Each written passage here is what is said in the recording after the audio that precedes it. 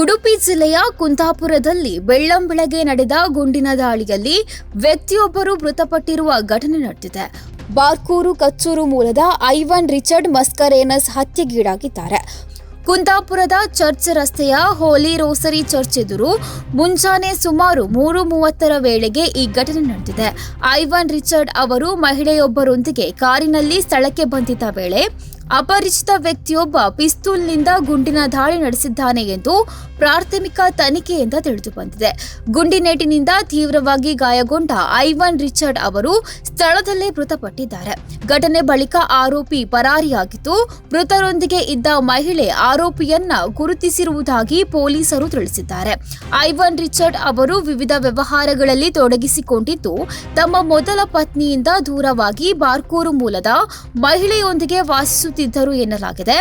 ಆದರೆ ಈ ಹತ್ಯೆಗೆ ನಿಖರ ಕಾರಣವೇನು ಎಂಬುದು ಇನ್ನೂ ಸ್ಪಷ್ಟವಾಗಿಲ್ಲ. ಘಟನೆಯ ಮಾಹಿತಿ ತಿಳಿಯುತ್ತಿದ್ದಂತೆ ಕುಂದಾಪುರ ನಗರ ಪೊಲೀಸ್ ಠಾಣೆಯ ಅಧಿಕಾರಿಗಳು, ಸೋಕೋ ತಂಡ ಹಾಗೂ ಹಿರಿಯ ಪೊಲೀಸ್ ಅಧಿಕಾರಿಗಳು ಸ್ಥಳಕ್ಕೆ ಭೇಟಿ ನೀಡಿ ಪರಿಶೀಲನೆಯನ್ನು ನಡೆಸಿದ್ದಾರೆ.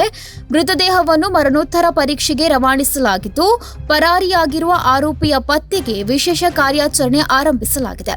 ಈ ಸಂಬಂಧ ಕುಂದಾಪುರ ನಗರ ಪೊಲೀಸ್ ಠಾಣೆಯಲ್ಲಿ ಪ್ರಕರಣ ದಾಖಲಾಗಿದ್ದು, ಹತ್ಯೆಯ ಹಿಂದಿನ ಉದ್ದೇಶ ಹಾಗೂ ಆರೋಪಿಯ ಕುರಿತು ಪೊಲೀಸರು ತನಿಖೆಯನ್ನು ಮುಂದುವರೆಸಿದ್ದಾರೆ.